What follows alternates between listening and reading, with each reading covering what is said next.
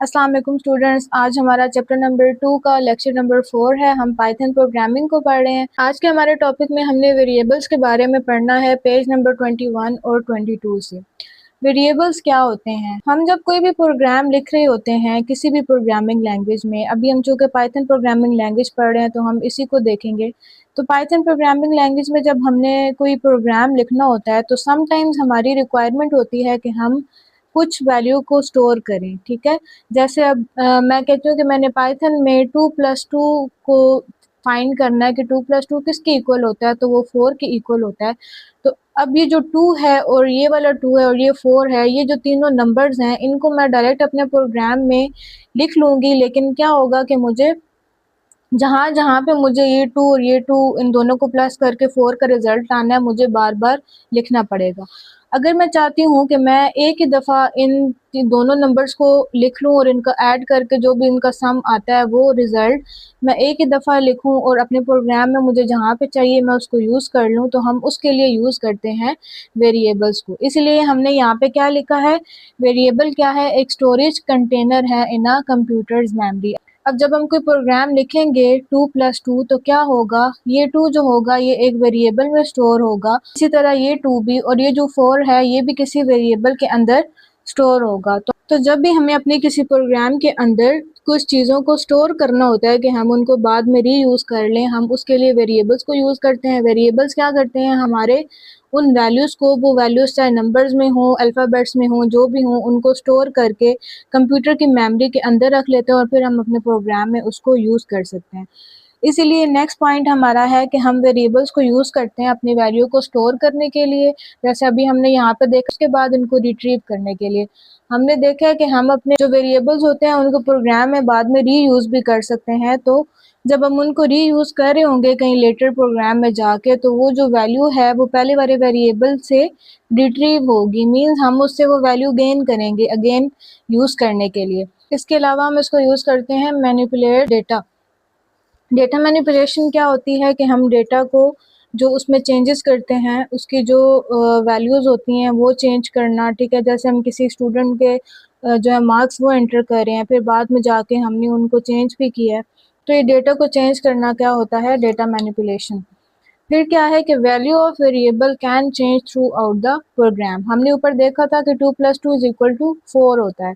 अब ये तो हमें पता है कि ये इसके इक्वल ही होता है, लेकिन समझे कि कोई और वैल्यू है जो हमने वेरिएबल में स्टोर कराई है और फिर हम चाहते हैं कि लेटर हमें जाके हमारी नीड चेंज हो जाती है, हम चाहते हैं कि नहीं, उस वेरिएबल में ये वैल्यू नहीं कोई और स्टोर करवानी चाहिए थी, तो हम अपने प्रोग्राम में उस वेरिएबल की वैल्यू को बाद में जाके चेंज भी कर सकते हैं। और जहाँ पे एक जगह पे चेंज होगी वो वैल्यू, तो जहाँ-जहाँ पे वो वेरिएबल हमने यूज़ किया होगा वहाँ-वहाँ पे उसकी वैल्यू भी चेंज होती जाएगी। अब हमारे पास डिफरेंट टाइप्स के वेरिएबल्स होते हैं। वेरिएबल क्या है, हमने कोई स्टोरेज कंटेनर है ना जिसमें हमने कोई वैल्यू स्टोर करनी है, तो हमारे जो प्रोग्राम होता है उसमें हम डिफरेंट टाइप्स की वैल्यूज़ को स्टोर करते हैं। वेरिएबल्स की टाइप्स की यहाँ पे मैंने 4 लिखी हुई हैं। सबसे पहली है इंटीजर डेटा टाइप, जिसको हम इंट बोलते हैं। इंट डेटा टाइप में क्या होता है कि हम अपने नंबर्स को स्टोर करते हैं। जैसे अब यहाँ पे ये 71 लिखा हुआ है ना, अभी हम इस प्रोग्राम को भी देखते हैं कि ये क्या है। जैसे यहाँ पे 71 लिखा है या वहाँ पे 2 और 4 लिखा हुआ है, तो ये नंबर्स हैं ना, तो अगर हमने इन नंबर्स को वेरिएबल में स्टोर करना है तो हम इंटीजर जो टाइप है ना उसका वेरिएबल डिक्लेयर करते हैं, उसका वेरिएबल बनाते हैं। सेकंड है हमारे पास फ्लोटिंग पॉइंट, फ्लोट जिसको हम बोलते हैं। फ्लोटिंग पॉइंट में क्या होता है कि समटाइम्स हमारे वेरिएबल में पॉइंट्स में कोई डेटा आ जाता है, जैसे 19.99 है, तो इसको स्टोर करने के लिए किसी वेरिएबल में हम फ्लोट डेटा टाइप का वेरिएबल यूज़ करते हैं। उसके बाद आ जाता है स्ट्रिंग। स्ट्रिंग डेटा टाइप क्या है, जब हमने कोई एक, जैसे ये नेम है जो अल्फ़ाबेट से मिलके बना हुआ है, जो इस तरह के नेम होते हैं जो अल्फ़ाबेट होती है, ये एक पूरी एक स्ट्रिंग है ना, तो इसको स्टोर करने के लिए हम स्ट्रिंग डेटा टाइप को यूज़ करते हैं। फिर हमारे पास आ गया बूलियन। तो सम टाइम ऐसे होता है कि हमें ट्रू या फॉल्स दोनों में से कुछ एक डिसीजन लेना होता है और उसकी वैल्यू अगर हमने स्टोर करनी है तो हम उसके लिए बूलियन जो वेरिएबल है उसको यूज़ करते हैं। अब हम इस प्रोग्राम को देखते हैं। ये जो प्रोग्राम है, इस प्रोग्राम में हम क्या कर रहे हैं, हम वेरिएबल्स को यूज़ कर रहे हैं। हमने अपने पिछले लेक्चर में प्रिंट वर्ड को देखा था कि जब हमने स्क्रीन के ऊपर कुछ प्रिंट करवाना होता है तो हम इस प्रिंट वर्ड को अपने जो भी हमने प्रिंट करवाना है उसके साथ लिख देते हैं, तो वो चीज़ स्क्रीन पे हमें शो हो जाती है। और हमने देखा था कि हम प्रिंट वर्ड लिखते हैं, फिर हम स्मॉल ब्रैकेट्स लिखते हैं, फिर इन्वर्टेड कॉमास डालते हैं, दरमियान में हमारा वो टेक्स्ट होता है जो हमने प्रिंट करवाना होता है।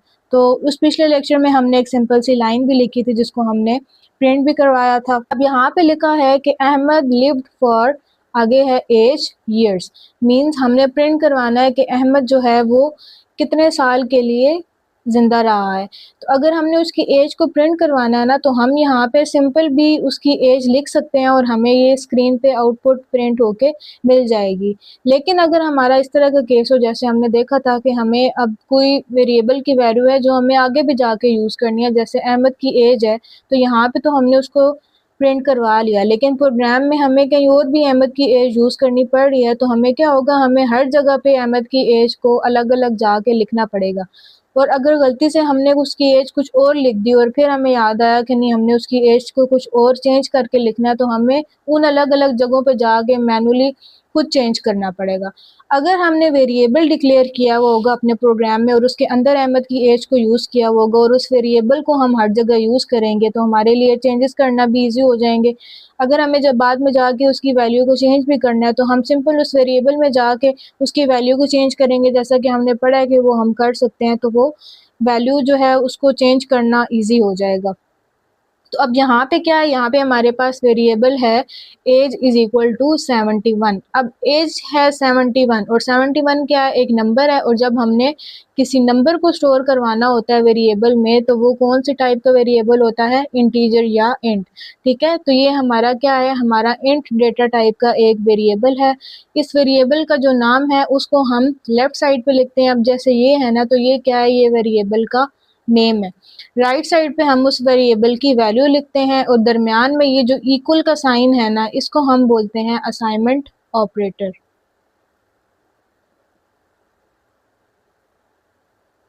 ठीक है, असाइनमेंट ऑपरेटर, इसके नाम से ही पता चल रहा है असाइन, ये क्या करता है, असाइन करता है। ये जो वैल्यू लिखी हुई होती है हमारे वेरिएबल को, ये वैल्यू असाइन कर देता है, मींस इसमें ये वैल्यू डाल देता है।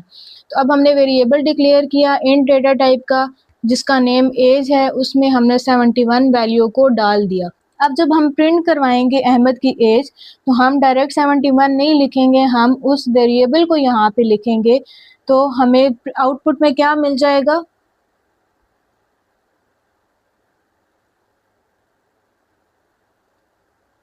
Ahmad lived for 71 years. अब जब स्क्रीन पे हमारी आउटपुट शो होगी ना, तो हमें ये लाइन मिल जाएगी।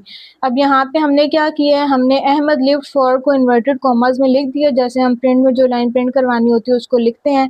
लेकिन एज जो है वो चूंकि एक वेरिएबल है, तो इसको हम इन्वर्टेड कॉमास में नहीं लिखेंगे, हमने इसको सेपरेटली दरमियान में जिस भी नेम का वेरिएबल डिक्लेयर किया होगा हम यहाँ पे लिख देंगे, और बाकी जो अपना सेंटेंस है वो कंप्लीट करके लिखा, इन्वर्टेड कॉमास क्लोज हो गए और ब्रैकेट भी क्लोज होगी। तो इस तरह हम वेरिएबल को अपने प्रोग्राम में डिक्लेयर करते हैं। अब हम इसको परफॉर्म करके देखते हैं एक्चुअल में रिजल्ट हमें किस तरह शो होगा और हम किस तरह किसी प्रोग्राम में वेरिएबल डिक्लेयर करेंगे। अब अपना प्रोग्राम लिखने के लिए हम सबसे पहले पाइथन का IDLE ओपन कर लेंगे, और उसके अंदर जब भी हमने कोई प्रोग्राम करना होता है तो हम सबसे पहले एक न्यू फाइल क्रिएट करते हैं और देन उसके अंदर कोड लिखते हैं और फिर रन करते हैं। तो IDLE ओपन करने के बाद हम फाइल के ऑप्शन पे जाएंगे, यहाँ से हम न्यू फाइल क्रिएट करेंगे। और अब हमने क्योंकि इसके अंदर वेरिएबल्स का कोड लिखना है, तो सबसे पहले हम एक वेरिएबल डिक्लेयर करेंगे जो अभी हमने अपनी बुक में देखा था और हमने व्हाइट बोर्ड पे भी देखा था। Age is equal to 71, int data type का एक वेरिएबल था एज नाम का जिसकी वैल्यू 71 थी, हमने वो डिक्लेयर किया। उसके बाद हम लिखेंगे प्रिंट फंक्शन। प्रिंट में हम स्मॉल ब्रैकेट्स डालते हैं, देन हम इन्वर्टेड कॉमास डालते हैं और उसके अंदर फिर अपना जो भी स्क्रीन के ऊपर आउटपुट शो करवानी होती है वो लाइन लिखते हैं। अच्छा, प्रिंट फंक्शन के अंदर जो कुछ भी आप इन्वर्टेड कॉमास में लिखते हैं वो एग्जैक्टली आपकी स्क्रीन के ऊपर शो हो जाता है। अब हमने क्योंकि अहमद की एज को प्रिंट करवाना है कि वो कितने साल तक जिंदा रहा है, इस वजह से हमने अहमद लिव्ड फॉर को इन्वर्टेड कॉमास में लिख लिया, और उसकी एज जो है उसको हमने उस वेरिएबल की वैल्यू से गेन करना है, तो हमने वही वेरिएबल नीचे यूज़ कर दिया और उसके बाद हमने अपना सेंटेंस इन्वर्टेड कॉमास में ही कंप्लीट किया ईयर्स लिख के। अब हम जब इस प्रोग्राम को रन करेंगे तो वो क्या करेगा, वो हमें बताएगा कि अहमद जो है वो 71 ईयर्स तक ज़िंदा रहा है। हमारी जो लाइन प्रिंट आउट होके आएगी अहमद लिव्ड फॉर, वहाँ पे एज की जगह जो वेरिएबल में एज लिखी हुई है उस वैल्यू को वो यहाँ पे रिट्रीव करके शो करवा देगा। अब अपने प्रोग्राम को रन करने से पहले हमें पता है कि हम सबसे पहले फाइल को सेव करते हैं, उसके बाद रन करते हैं, क्योंकि इस तरह हमारा सोर्स कोड जो है वो रन नहीं हो पाता। तो हम फाइल को सेव करेंगे।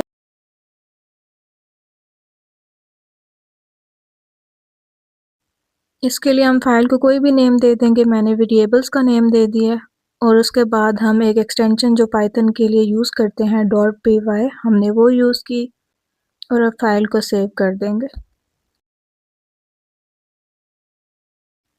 अब रन करेंगे और ये देखें हमारी आउटपुट आ गई, अहमद लिव्ड फॉर 71 ईयर्स।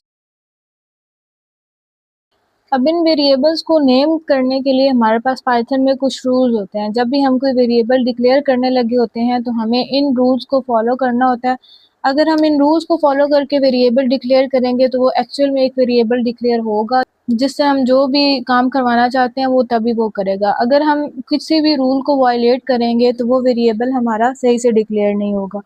तो सबसे पहला क्या रूल है हमारे पास, name must begin with a letter और अंडरस्कोर। अभी हमने पिछले एग्जांपल में वेरिएबल डिक्लेयर किया था एज नाम का, ठीक है। तो अब ये एज क्या था, इसमें हमने लेटर्स को यूज़ किया था और ये देखें ये सारे स्मॉल लेटर्स हैं, हमने स्टार्ट भी स्मॉल लेटर से लिया है। तो जब हमने कोई वेरिएबल डिक्लेयर करना होता है, या तो हम ए टू जी सारा स्मॉल लेटर्स में भी उस वेरिएबल को नेम दे सकते हैं या सारा कैपिटल लेटर में भी उस वेरिएबल को नेम दे सकते हैं, या हम इन दोनों को मिक्स करके भी लिख सकते हैं। मीन्स हम इस तरह स्मॉल एज भी लिख सकते हैं, हम इस तरह कैपिटल एज भी लिख सकते हैं और हम इस तरह एज भी लिख सकते हैं। और हम अंडरस्कोर को भी यूज़ कर सकते हैं। अंडरस्कोर कैसे यूज़ कर सकते हैं कि मीन्स इस तरह करके, ठीक है। अब ये एज है ना, तो एज से पहले मैंने अंडरस्कोर डाल दिया। नेक्स्ट है हमारे पास subsequent characters can include letters, digits और अंडरस्कोर। इसका क्या मतलब है कि हम अपने वेरिएबल को जब नेम दे रहे होते हैं तो उसमें 0 से 9 तक जो डिजिट्स हैं उनको भी यूज़ कर सकते हैं और अंडरस्कोर को भी यूज़ कर सकते हैं। अब किस तरह हम इन दोनों को यूज़ कर सकते हैं कि हम ऐसे एज 2, अब देखा ये साथ में क्या हुआ कि स्मॉल लेटर्स भी आ गए और एक नंबर भी आ गया। या हम इस तरह भी नेम दे सकते हैं मार्क्स 2025, ठीक है। अब इसमें क्या हुआ कि 0 से 9 तक हमने नंबर्स भी ले लिए, अंडरस्कोर भी आ गया हमारा और मार्क्स भी आ गए। Variables names are case sensitive. Case sensitive का क्या मतलब है कि ये जो एज है और ये एज है, ये दोनों वेरिएबल्स हैं, बट ये दोनों डिफरेंट वेरिएबल्स हैं।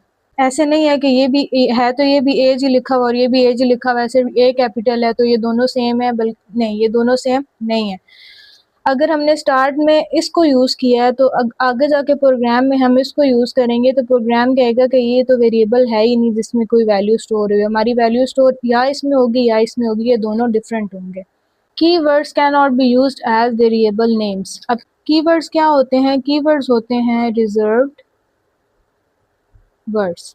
मीन्स हम कोई भी प्रोग्रामिंग लैंग्वेज बनाने लगे होते हैं तो हमने कुछ वर्ड्स को पहले ही रिजर्व किया होता है, उनका कोई पर्पज़ होता है। जैसे अभी हमने प्रिंट को देखा था ना, आगे जाके हम फॉर, वाइल, इफ इनको भी देखेंगे तो प्रिंट का हमें पता है कि वो स्क्रीन के ऊपर कुछ प्रिंट करवा देगा, तो हम अपने वेरिएबल को इस तरह का नेम नहीं दे सकते लैंग्वेज ने ऑलरेडी यूज़ किया हुआ हो। फिर आगे 2 टिडबिट्स दिए हुए हैं आपकी बुक पे, वहाँ पे कुछ इंपॉर्टेंट पॉइंट्स हैं वेरिएबल्स को नेम देने से रिलेटेड। पहला है always use meaningful names such as age instead of a. मतलब अगर हमने अपने प्रोग्राम में, जैसे हमने वो अहमद वाली एग्जांपल दी देखी थी अभी पीछे, जिसमें हमने अहमद की एज को स्टोर करवाना था, तो अगर हम वहाँ पे ए इज़ इक्वल टू 71 लिख देते तो वो मीनिंगफुल नेम ना होता, हमें समझ नहीं आती कि वो एज को रिप्रेजेंट कर रहा है। तो हमेशा मीनिंगफुल नेम लिखने चाहिए, जैसे एज के लिए ए की बजाय हमें एज ही लिखना चाहिए। सेकंड क्या है कि good practice is to use lower case and underscore to separate words. अब ऊपर हमने देखा था ना कि हम सारा कैपिटल लेटर्स में भी लिख सकते हैं और सारा स्मॉल लेटर्स में भी लिख सकते हैं।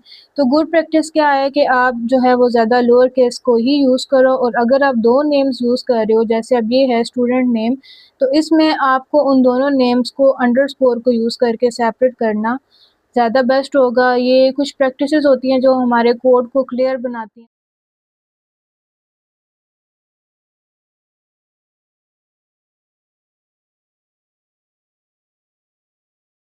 आज के लेक्चर के लिए इतना ही। नेक्स्ट लेक्चर में हम नेक्स्ट टॉपिक पढ़ेंगे। आई होप आपको आज के लेक्चर समझ आया होगा। अगर आपको फिर भी कुछ भी डाउट्स हैं तो आप कमेंट्स में पूछ सकते हैं। अल्लाह हाफिज़।